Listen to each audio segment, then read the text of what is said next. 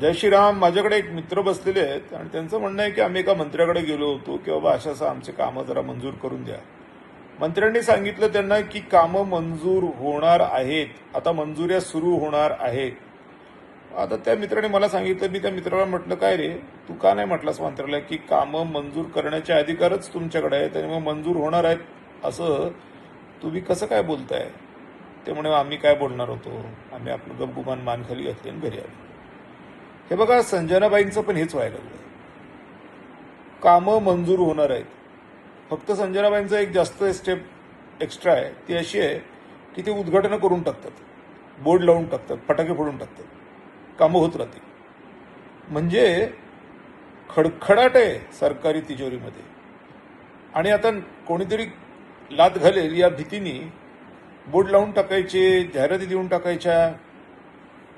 जेव्हा राज्याचा एक प्रतिष्ठित मंत्री म्हणतोय की मंजुऱ्या होणार आहेत, सुरू होणार आहेत, याचा अर्थ असा होतो की यांच्याकडे पैसे नाही आहेत, पैसे आल्यावर मंजुऱ्या होतील. मुख्यमंत्र्यांनी सगळ्यांना टाईट करून टाकले की खर्च करायचं नाही. कारण खर्च जर करायचं असेल तर ते असायला हवं ना, ते पैसे असायला हवेत जे हे खर्च करणार आहेत. नाहीच आहेत, द्यायचे कुठून. पहिल्यांदा सरकारी तुझ्याऱ्या भरा आणि मग तुम्ही वाटेल तितका खर्च करा. हेच तर मी पण म्हणतोय ना. जमीन महसुलातून पैसे जमा करा ना.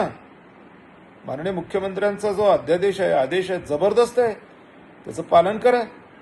तुम्हाला फार बोर्ड लावायचा हौस आहे आणि फार हे मंजूर केलं आणि ते मंजूर केलं म्हणून लोकांनी तुमची चाटावी असं तुमचं म्हणणं आहे. मग ते सरकारी तिजोरी भरण्याच्या संबंधातलं मुख्यमंत्र्यांच्या जीआरच्या बाबतीमध्ये तुम्ही पण तर काहीतरी करा ना.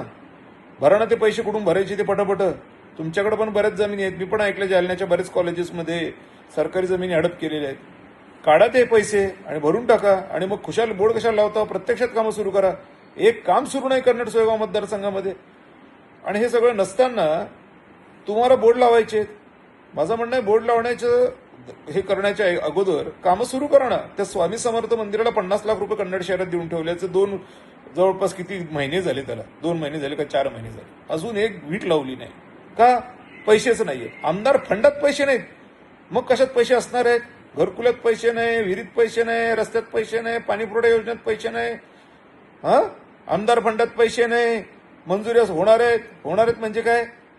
आमदार फंडाचं काम तुमचं होईना, तुम्ही 113 कोटीच्या पाणीपुरवठा योजनेच्या गप्पा आणताय. अरे पैसे भरा ना त्या तिजोरीत पहिल्यांदा, मग पैसे काढा. तुम्ही पैसे काढताना तुम्हाला काय कीर्तन करायचं करा. तुम्ही काय गप्प थोडी बसणारे. कार्यकर्ते तुमच्या बाजूबाजूला का फिरतात?